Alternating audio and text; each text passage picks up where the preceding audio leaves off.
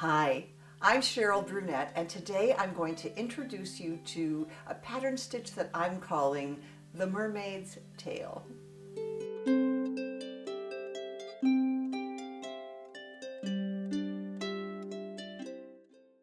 Recently, I was exploring on the internet looking for images of beautiful knitting. In fact, that is what I had Googled, beautiful knitting. And up came a photo of this cunning and colorful coat by a Russian woman, Tashashu. I would never wear it, nor would I make it, but I was intrigued by the construction techniques that she used. It reminded me of Joseph's coat of many colors. So, and I do think it's beautiful. So I posted the link on my Facebook page, Cheryl Brunette, Knitting Teacher.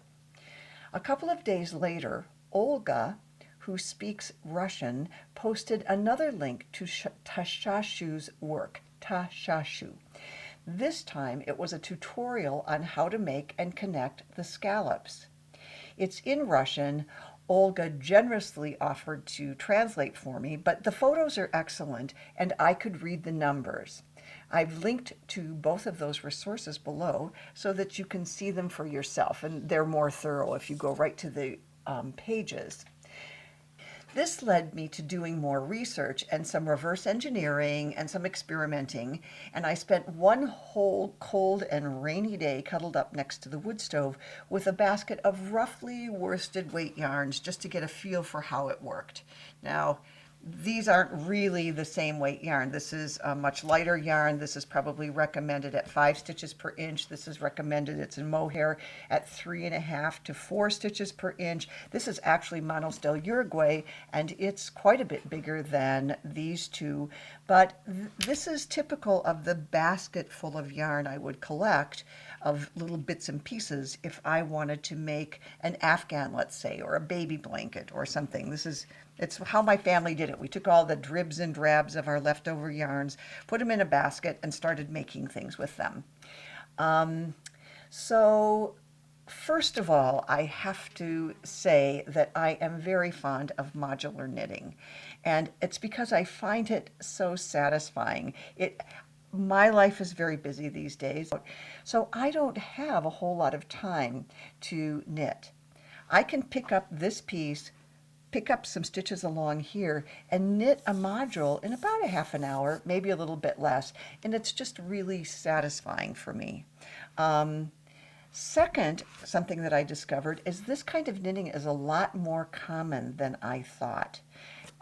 Lots of people play with it. I saw some patterns for it. And the third thing that I discovered as I was doing all this experimentation and research is that there are a number of different variables to play with. The number of stitches that you have in the bottom of this crescent, the types of decreases that you use on these two sides, where you put them, how frequently do you decrease? Sometimes people would decrease at the end of every right row, and then no decreases on the wrong rows. So there are lots of different variations. And the other thing that is pretty common among all these variations is that the edge stitches are slipped, because later we're going to pick those up, and those slipped stitches are very easy to do. Well, you can see that I did all kinds of sort of wild and crazy and wonky things. This is actually Tashashu's style. It is considerably shorter. She cast on 45 stitches. I think this is less than that. This only looks like it's about about 20, maybe 28 or 25. And she decreased at the ends of every row, so that would take 2 off on that row, 2 off on the wrong row, 2 off on the right row, 2 off on the wrong row. And I, after looking at things, really preferred this sort of deeper scallop. So here's one of my first tries at it. I used a long tail cast on. Here it is on this side. Interesting, because I was playing with a new kind of decrease, that these edge stitches were so much longer than these edge slipped stitches. So that's something we always have to pay attention to. And this also is frequently a problem for people. People ask me about that. So anyway, given all of this, I said, well, I can't just show them that there are lots of different variations, right? I have to be able to take all this information and try to simplify it somehow. So I said, okay, let me see what I can come up with from this.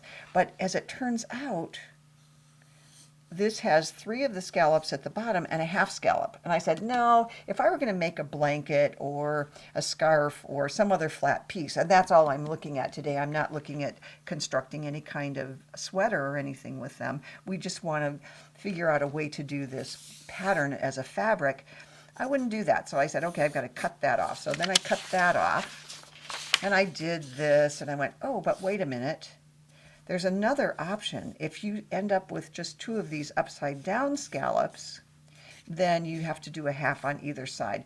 So basically it boils down to 2 shapes that you're making. One is this scallop down here. And then when you get on this row, you have to do a half of one of these. And on this side, you're doing a half of one of these. But it's constructed the same way. You just stop abruptly there and work back rather than go all the way across and work back. And the other kind of scallop, and by the way, this was variable. Some people pick it up all the way along there and decrease this way so that they have slip stitches and it's pretty flat along there. But my hope was to get a kind of curve at the top that would match. Oops, I got this upside down. Not that it matters because it's not worked in yet. I wanted more of a scallop at the top so it would sort of match the bottom. I wasn't very successful here. I think if I worked with it and used yarns that were pretty much the same gauge and was really conscientious with it, it would happen that at least I have enough of a curve there that I know that it has enough symmetry that it would work for me for an Afghan. But then I kind of like those folksy kinds of Afghans. So let me see. I eventually got really neat about it. You have to make this scallop, half of that scallop, then the upside down one, which gives you these. That should be a little bit of a scalloped edge there, but I'm not that good in Photoshop. And I'm not quite sure how much it's going to scallop. And then half of those. Let's start with this scallop right here. And I'm going to make a couple of recommendations. There were some patterns that used odd number of stitches, and I'm going to recommend that you use even number of stitches because you're going to be picking some up on this side and some up on that side. And Mr. Fly, there's a fly in here. This is the fly that didn't get caught. Today was a beautiful day and I left the door of the studio open and there's no screen. And although there aren't a whole lot of bugs here, I got a little bit of company. So if you can ignore that fly, that's fine. I obviously can't. So in this case, I cast on 14 stitches and I have 7 that are left after slip stitches on this side and 7 on that side. So let's go ahead and make this basic scallop first. You can use a long tail cast on. You can use another kind of cast on. We've been talking about those. And all the times that I have done a long tail cast on so far, I have created a little slip knot, but when I'm really knitting in my real life, I don't use a slip knot. I just stick that over like that with my thumb and go ahead and cast on my first stitch. And that gives me 2 stitches right away, and I don't have a knot in there. Sometimes the corner is not as crisp, but that usually goes into a seam anyway, or maybe you put a little edging on it. So I am going to cast on, in this case, 14 stitches, and this is what you have to look out for. And I'm going to repeat it. I've done this before when we were working on a long tail cast on, but when they say cast on loosely, they don't mean to make this stitch loose. They mean to pull this in this direction so that the distance between these 2 stitches is far enough that you get a nice loose edge down here, because those are very different edges. Making a fat stitch just gives you a fat stitch, and we don't care if your stitch is that fat. So let's go ahead and cast on 2, 4. by the hair of my chinny chin chin, 13. Okay, Mr. Fly, 14. There we go. So there are my 14 stitches.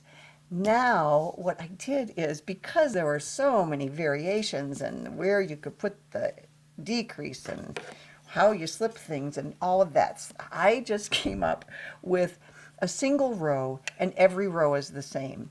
This is the kind of knitting I like to do when I'm talking to friends, or I'm watching a movie, or I'm listening to the radio on Saturday mornings. So every row is the same. Slip the first stitch as if to purl. Pull the yarn around to the back, because you're going to knit across. I'm just showing you how to do a garter stitch one. And make sure that you tug it pretty tightly around to the back so that the yarn is squarely there, and knit across until you get to the last 2 stitches. When you get to the last 2 stitches, knit them together.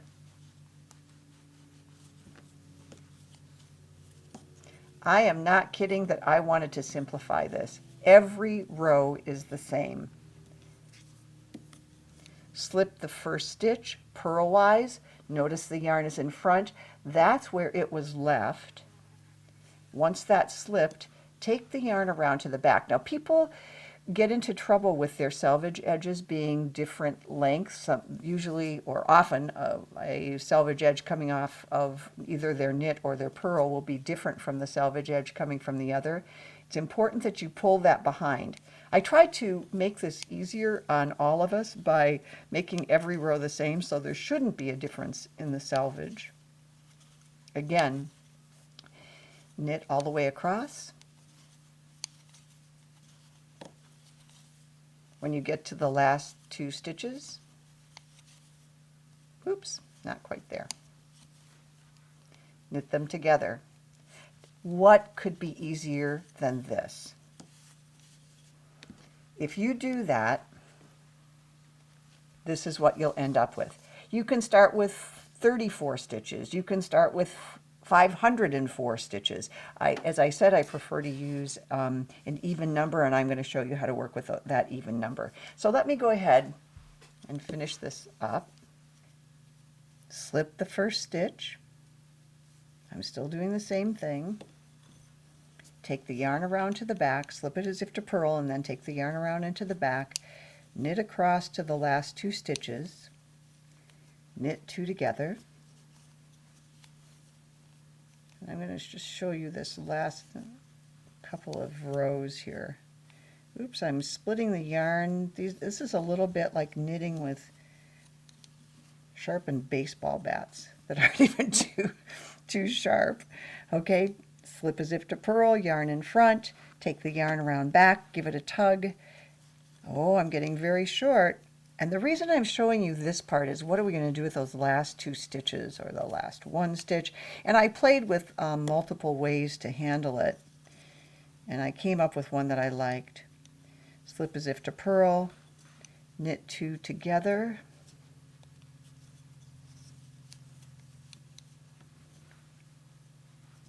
and the last 2 stitches I've just been knitting 2 together. Whether you have 40 stitches or you have 14 stitches, I just knit them together, and rather than pull the yarn through that loop, I've just been pulling it straight out, and I'll show you why. Let me pull it straight out like that, and look at what you have. You have, remember we started with 14 stitches? I have 1, 2, 3, 4, 5, 6, and there is 7, this last loop. And on this side I have 1, 2, 3, 4, 5, 6, 7. So that has worked successfully for me. These, when you look at the front of it, the sides are not entirely symmetrical. This side is a little loose, but there is a symmetry to this piece. This side is loose on this side too. I can't remember the name of that. It has some kind of symmetry when you flip stuff. I'm sure that there are some mathematicians among you who could remind me of that term. Okay, once you have 2, or you could have you could string together a dozen of these. You can string together as many of these as you want for the width of whatever it is that you are making. Could be a scarf. I'm just very fond of the thought that this would make a very sweet little blanket because it's mindless. You just pick it up, it's satisfying, you get something done. Now the first time we cast on 14 stitches, right? Now I'm going to pick up 14 stitches in those slipped stitches to make this second one, and it will be those same 14 stitches. So again, interestingly, when I go to pick up, I don't just guess. I count from here. 1, 2, 3, 4, 5, 6. There's my 7th stitch. It's a little bit smaller than the others. I just insert in both of those loops. And notice I've chosen this as my right side because I used a long tail bind off, or excuse me, cast on. And I like this rope-like, cabled almost side more than this. This is a purl side. This is the knit side. So this is just like picking up around the neck of a sweater, which I've shown you that before too. Just insert as if to knit and pull it off. 1, 2, 3. Look at how nice and big these loops are for you to pick up in.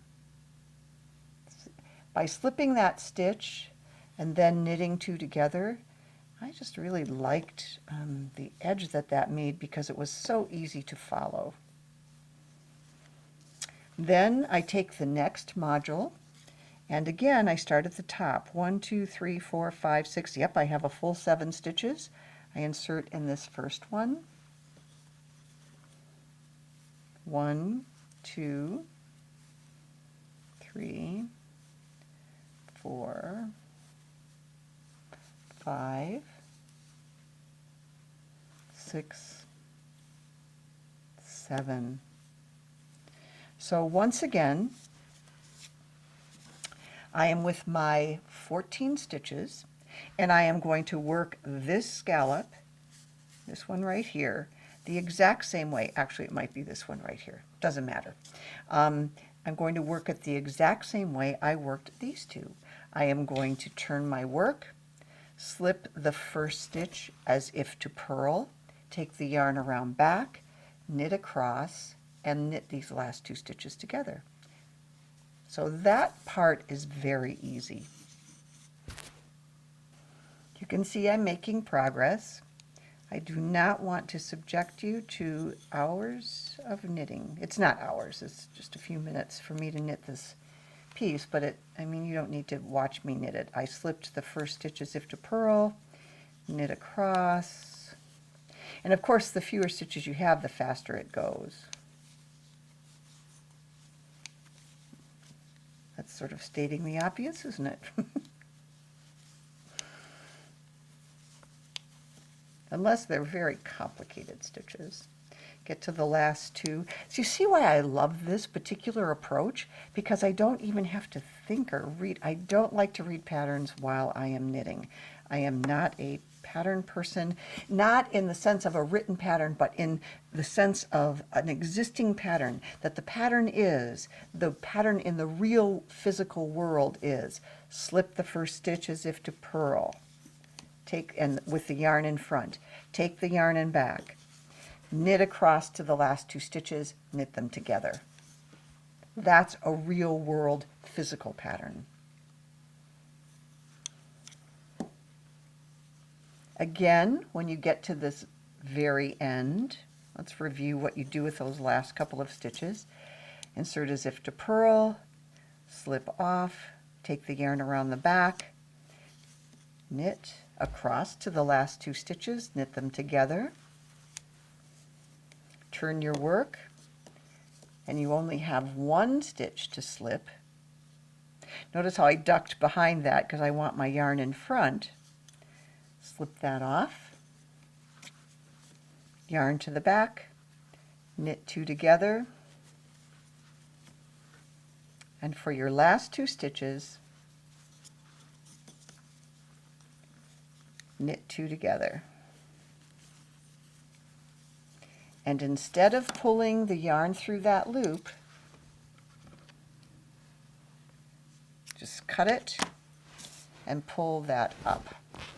So let's count and see if we have our 14 loops that we're going to pick up in again. 1, 2, 3, 4, 5, 6, 7. And on this side we have 1, 2, 3, 4, 5, 6, 7. Bingo. So we will be ready to continue if we want to do this pattern. Now, before we can pick up this one, however, we need to do a right half. Mr. Fly. I'm not even going to cut that out of this video, just because it's like, I'm not sure I would call it entertaining, but I'm just going to leave it in because life happens.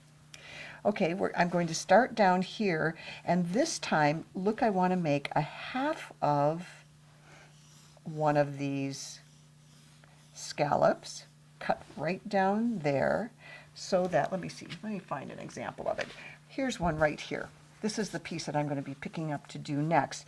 And it's a little bit tricky. Of course, this is mohair, so it's bigger than this other stuff. But this is a little bit tricky to get that side tight enough when you're slipping the stitches. And I'm not sure if I'm concerned about that or not, because this is scalloped. That can be a little bit of a scallop if you want. It's up to you. Again, you have to play with this. So I insert 1, 2, 3, 4, 5, 6. There's my 7th stitch. So I'm inserting in there. I'm going to pick up along here, and this time I'm just going to work back and forth that way. I only pick up 7. 1, 2, 3, 4, 5, 6, and there's number 7 right there. I opened up that little hole. Sometimes, it isn't as clear, and you have to squirrel around. You might have to cheat a little bit. Even when I showed you my son and daughter-in-law's wedding afghan, where I was picking up to make the mitered square afghan, sometimes you have to squirrel around in there to find an extra stitch, but it's not overly critical, right, of what happens. Okay, now let's look at this.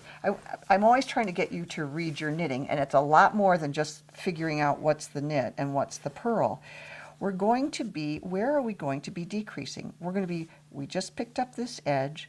Where are our decreases going to be? Are they going to be here? No, this is going to be straight up and down. Our decreases need to be along here. But we have consistently been decreasing at the ends of the rows and not the beginnings.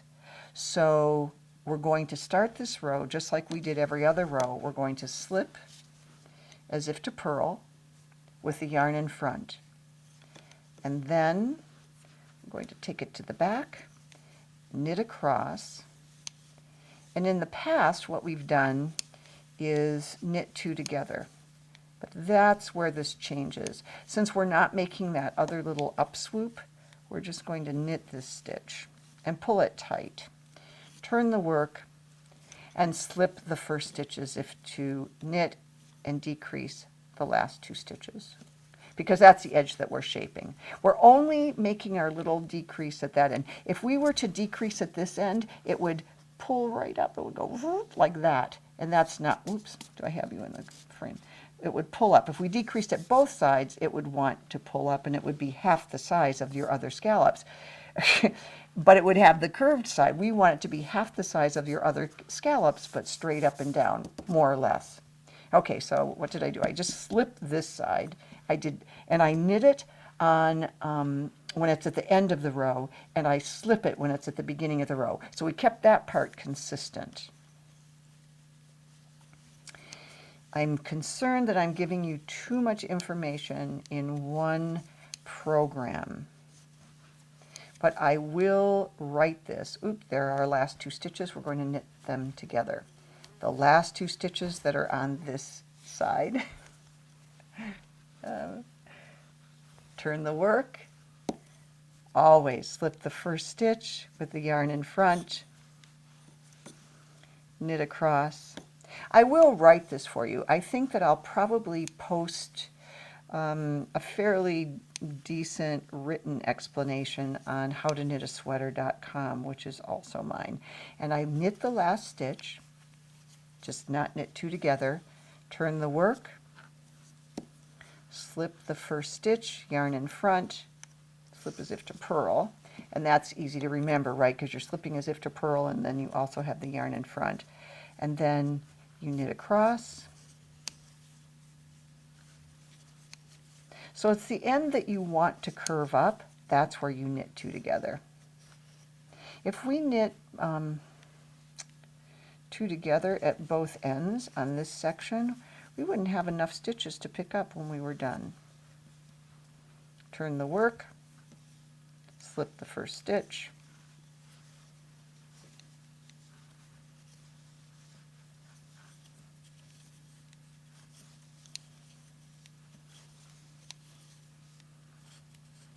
knit where you want your straight edge, do not decrease.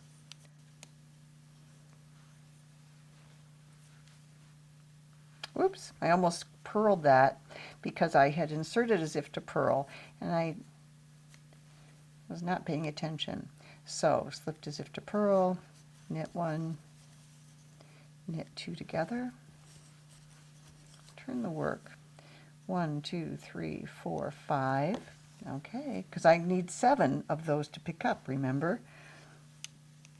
Slip the first stitch, knit 2,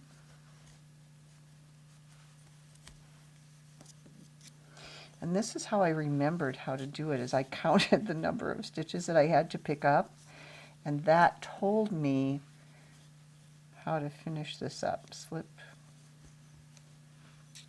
knit 2 together. This should give me 6 on this row because I'm going to knit 2 together when I come back. So that's 1, 2, 3, 4, 5. Yes, it is at 6. Let's see how that works there. 1, 2, 3, 4, 5. Slip the first stitch. That'll give me the 6th one. And knit that stitch.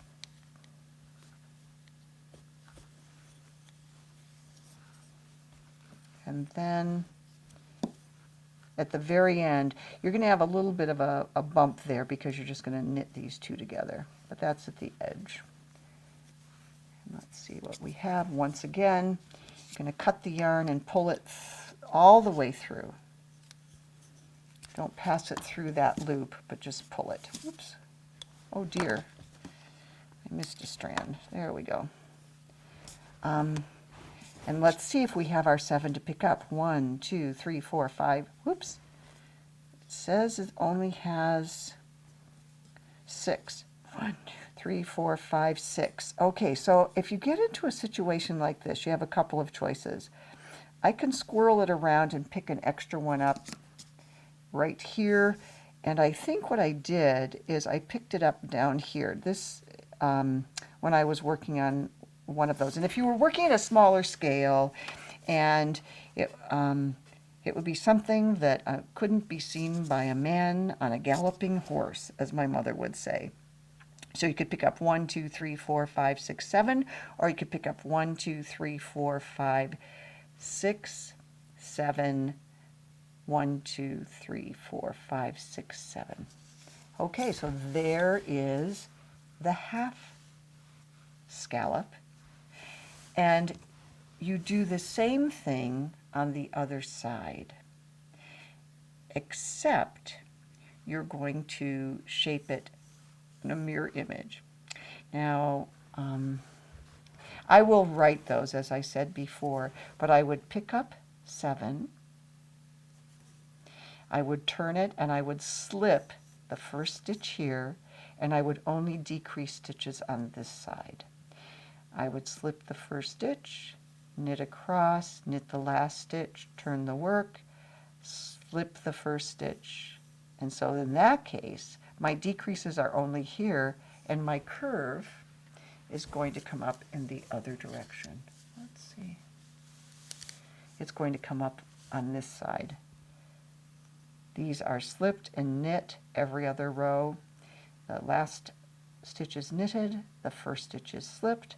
This one, the last 2 stitches when you're working in that direction are knit 2 together, and the first stitch is slipped.